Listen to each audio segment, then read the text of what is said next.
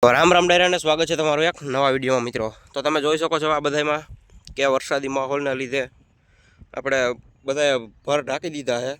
આપણે જો માંડવી વીણતા હતા બાસ્કુ લેવા આવ્યા અમે હેઠે. આ બાજુ નીકળી ગઈ છે, જો આ બાજુ તમને દેખાતું હોય છે, આપણે ઝૂમ કરીને બતાડી દઈએ તમને થોડું. તો એ બધું ઢાંકેલું છે એ કોરા. ને આ બાજુ જો આપણે આમ છે પાથરા પડ્યા છે, પછી આ બાજુ જો થોડાક જગ્યાએ ભર પડ્યા છે. આપણે તો નીકળી ગયો છે જો કે. તો મિત્રો માવઠું આવ્યું ને માવઠાએ બધાને ભૂખ ભેરા કરી દીધા, પાણી પાણી કરી દીધું. આ બાજુમાં એક ઠેકાણે ઉપાડેલી છે. તો મિત્રો તમારે શું કે એ બાજુ માવઠાનો વરસાદ? જો કે બધા છે જ, ગીર સોમનાથ જિલ્લામાં વધારે છે, પછી માંગરોળ તાલુકા હોય વધારે છે.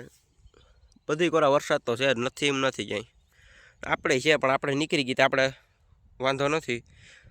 બાકી ખેડૂતને તો તમે જોઈ જ શકો કે જ્યારે ખોટ બેસે ત્યારે ખોટ બેસે જ છે. નથી ભાવ આવતા કહેવાય ને હારા,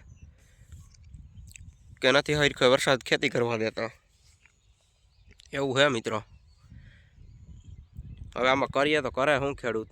ને માહોલ જો આજનો પાછો માવઠા જેવો થઈ ગયો છે, એટલે આજે પાછો લગભગ આવી છે તો ખોરી જઈ. આપણે તો જો કે આજે રાપ કાઢ નાખવી છે, આમાં ખોળ દેખાય છે ને વીણવાના થોડાક નવક પાટલા બાકી છે. તો આપણે એકચ્યુઅલીમાં મારી લઈએ આપણે બાજુ ખંભે. એ માતાજી, હા હા. તમે જોઈ શકો છો જો મિત્રો, આપણે એક જ જણાને બાકી છે કાઢવાની.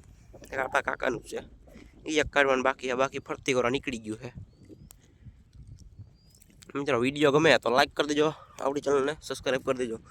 આ બાજુ જો તમને દેખાતું હોય છે, અહીંયા તો ઢાંકેલું છે બધું. તો એવું છે મિત્રો. હાલ બસ વિડીયોમાં આટલું જ. રામે રામ ડાયરાને મળીએ બીજા વિડીયોમાં.